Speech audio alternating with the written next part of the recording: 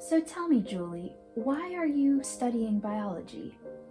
Well, Professor, I'm majoring in biology, but I'm actually taking several science courses. I'm on a pre-med track. Oh, I see. And why are you hoping to become a doctor? I enjoy the sciences a lot, and I'm hoping to help people in an area I enjoy. Plus, if I'm honest, I want to follow in my mother's footsteps. She's a neurosurgeon. Wow, that's very admirable, Julie. I hope it all goes well for you. To follow in someone's footsteps means to do the same thing that someone has done before you, especially if it's related to a career.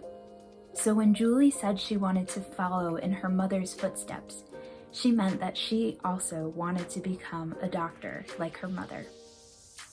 If you enjoyed this video, please give it a like. And if you would like to see future videos on English idioms, please hit the subscribe button so you don't miss my next video. Thanks for watching, and I'll see you next time.